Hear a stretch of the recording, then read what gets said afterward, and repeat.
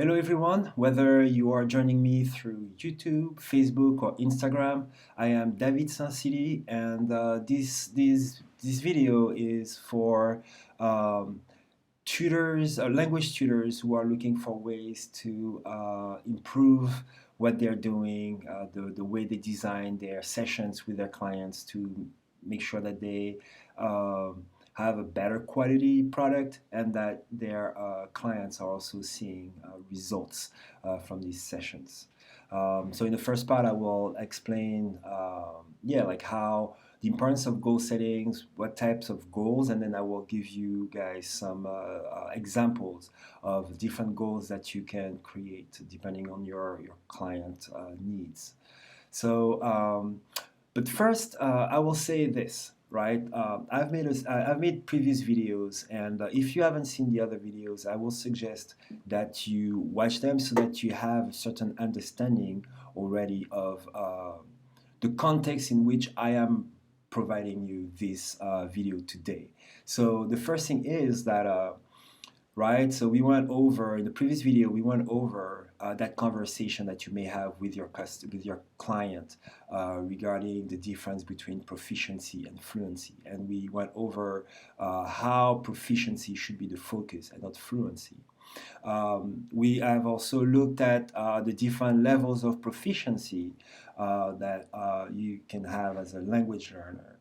We saw that we went over 4 levels. There are 5, there are maybe 6, but the levels we went over were novice, intermediate, advanced, superior, and the 5th one is distinguished. So once you've established that proficiency is the driving factor, and then you have identified your client's level of proficiency, same, and if you want to know more about how to identify the different levels, like watch my previous videos. Then for you, as you design your plans, your curriculum, you need to address, because you're working on proficiency, then you need to address you need to create activities that will then target the 3 modes of communication, which we have seen also in the previous video, right? So the 3 modes of communication are interpretive, interpersonal, and presentational, right? So with your clients, you design a curriculum that is focused on proficiency that will then get so that your client can go from the level of proficiency that they're at to the next level, up and up and up and up. Okay?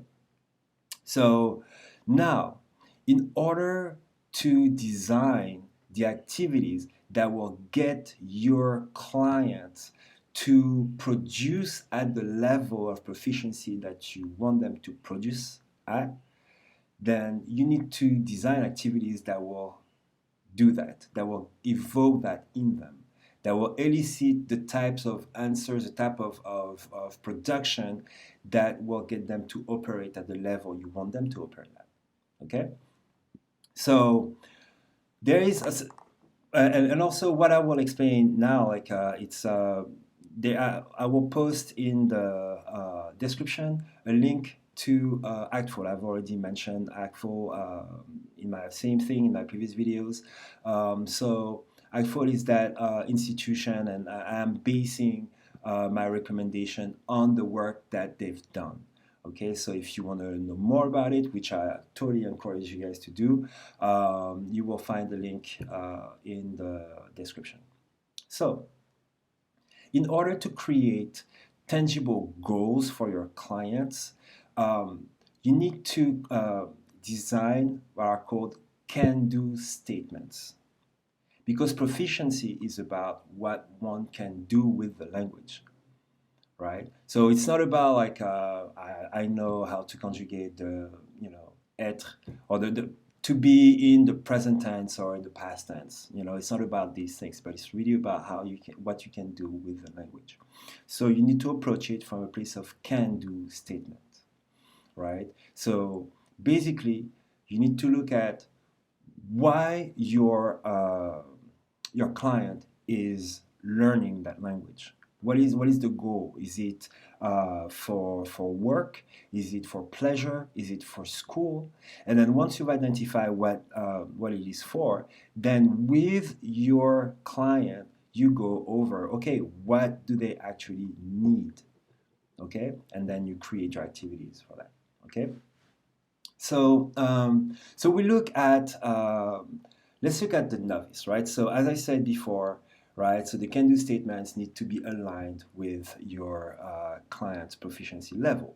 So let's say that, for instance, your client is a novice speaker, right? So your can-do statements need to also touch on the different modes of communication, right? So, for instance, in terms of interpretive communication, right? So examples of can-do statements for your clients could be, I can pick a restaurant based on Yelp reviews. Okay, so that's very practical. Like this is something that, for instance, for French, you can go on Yelp in Paris or whichever city, and have your client really work with that authentic document that is the French Yelp page, right? And so a novice is not going to understand everything, but they need to get a gist of what they're reading, right? So I can pick a restaurant based on Yelp reviews. These are activities that you can already see how you can create them, right? Another can-do statement for interpretive, sorry, would be, I can understand someone's profile on a social media site, right? Or I can understand some facts about tomorrow's weather based on a video report.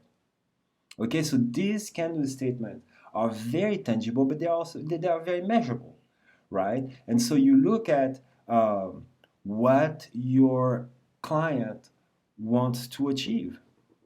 Why are they learning the language, right? So for interpersonal, for a novice speaker, here are three examples, but it's not, these examples are not for the same type of client, right? I'm giving you three examples for three different clients with three different goals, right? But just so you see like how you can phrase it. So for interpersonal, which is that exchange of dialogue, right? Whether it's in writing, as in like an email correspondence, or just a conversation. So I can exchange information about what to do on the weekend in my city, right? That's interpersonal. I can exchange information about which classes are harder or easier than others and why, right? If you are in the case of a student or of a client who is maybe a student. Another one would be, I can ask and report to someone's simple, I can ask and respond to someone's simple questions about the baseball season, right? So if it's someone who just want to learn, they want to be more comfortable to talk about things that they like, and they like sports, they like to discuss baseball, so you can focus on that, all right? And then for presentational, which is a one-way type of communication, like a speech or a blog, right, or an essay. So some can-do statement could be, I can describe what I do for a living. All right, as a novice speaker, you should be able to. That's something you can work towards. Or I can give biographical information about others, right? Or I can give some simple reasons why I'm late for an appointment. Okay, so these are very tangible can-do statements that, depending on your clients, you can come up with, right? So here are examples of things that you can do for a novice speaker, right? And they touch the different modes of communication. So let's look at some can-do statements for an intermediate speaker, right? So when it comes to interpretive communication, so can-do statements could be as follows, like, I can follow directions during a guided meditation, right? Simple, right? It's very practical, but to be able to do that, to follow directions during a guided meditation, you need to be operating at an intermediate level, right? I can understand the basic instructions during a yoga session, for instance, right? So this is like when they can take that actual lesson and and really do the movements, but just based on what they understand, right? Because it's very practical. If someone wants to is an intermediate speaker, remember that an intermediate speaker is someone who is able to who can live, who can survive in an immersive environment, right? So someone who can function in immersive environment. Imagine someone like moving to Spain or moving to Berlin or to Paris, and they want to live there for a while. And they want to take some yoga classes, right? So being able to do that, you need to be an intermediate speaker, right? And another one would be I can make online reservations for my upcoming trip, right? So being able to go on the website, click on the different things, find where you need to, find the information you need and retrieve it and so on. You need to be an intermediate communicator to do that. In terms of interpersonal communication, uh, three examples of can-do statements could be, I can call an hotel and make a reservation for an upcoming trip, right? So this is like the actual phone call, right? And carry on that whole conversation in language, right? So you can imagine that this is something you can prepare with your client, and then have your client rehearse with you, and then in order to verify that they are actually able to do that, well, guess what? You can have them make a phone call and really do it on the spot, right? And if they can carry on that whole transaction from the beginning to the end, then that's success, right? Um, Two other can-do statements when it comes to interpersonal communication as an intermediate communicator would be, I can buy produce from the farmer's market. Remember, it's about being able to survive in the country, ask for what you need as an intermediate speaker, right? Um, Last one would be, I can participate in conversations to compare and contrast table manners with someone from a different country. Never know. Same thing. You're traveling, you're in an immersive environment, you sit at a table somewhere, things may be a little different. How do you negotiate that? How do you, right? So you need to be an intermediate level to do that. Okay? All right. So now when it comes to presentational communication for intermediate speaker, some can-do statements that you could come up with would be, I can talk about my personal goals for the next 5 years. Right? So it's kind of very straightforward, but it's very tangible still. Like the tenses that you will use are things like I will do this, right? Um, I can talk about how I will benefit from my financial investments. Okay, so if you have someone who is a little more professional, like business oriented, and they need to have that kind of language, right? So if they can talk about how they will benefit from their financial investments, then they are producing at least at an intermediate level. And then I can present my hypothesis about what will happen in science experiment and provide supporting information. Right, so that's the same thing. Very concrete. The intermediate level is very concrete, very tangible. Right. So these are some examples for the novice, the intermediate level. And now I will give you some examples of can-do statements that you can create for clients who are advanced or intermediate high, looking to be to perform at the advanced level. So when it comes to interpretive communication, here are three examples of can-do statements you can come up with. I can understand newspaper articles related to climate change. Or I can understand explanations regarding new foreign policy. I can understand official reports regarding financial investments, right? So all of this is not literary, right? This is very factual, but there's still, it's still a little dense in terms of how much language there is in like a report about financial investments. However, being able to understand it, right, and really get like the nuances and so on, like you need to be at least an advanced speaker to do that. Then when it comes to interpersonal communication, then here are 3 examples of can-do statements you would come up with. Like, I can participate to a conversation about human rights. Right? So remember, like, advanced speaker is about being able to narrate and describe in all major time frames. It's about being able to deal with a situation with complication, right? So another 2 examples of can-do statements for interpersonal communication could be, I can discuss the pros and cons of different diets, right? Or I can discuss the different social media trends, right? So you can, find like the interest, the different centers of interest of your clients, and then come up with can-do statements that target those, right? And then finally, in terms of presentational communication, 3 examples of can-do statements for an advanced communicator. So it would be, I can describe in details what inspires me in my life, right? So yeah, like your higher purpose and so on, like being able to discuss that, like to narrate like where that's coming from and so on, and how that motivates you. You need to be at an advanced level to do that well, effectively.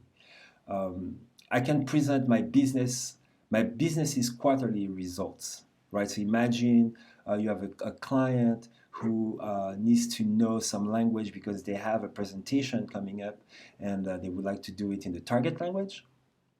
Then you can practice that, right? So then, like, the practice is very targeting, like that specific can-do statement. And then last one would be, I can present a report on the state of the real estate market in my city, right? So I hope you see how very specific and measurable these can-do statements are, but I hope also that you see in what ways they are adapted to the specific levels of communication, and to the specific type of mode of communication, right? So, and then for you, as you design your curriculum, your plan, along with your client, then it's all making sure that you target all of those, and then that's it. You have a plan that will carry you through, like multiple sessions, and you can scaffold, those can-do statements, and you will see in the end, the results will be tangible. And it's important for your clients to really also measure, what the value they're getting for their money, because they are investing in learning, and they need to have results. So it's very important that you create tangible and measurable results for your clients, and that you follow through to make sure that they go through those results. And and that will be it. Okay, so so that's it for me. Remember, first thing, proficiency over fluency. Focus on creating activities that target the different modes of communication, and as a driving force for these activities, you need to set up can-do statements that are measurable and tangible, so that your client can continue to grow as an effective communicator. Okay, so yes, there will be more videos coming. Follow me on Instagram or subscribe to my YouTube channel, and so that you don't miss out on the new tips and tools that will be coming up. All right. Thank you very much.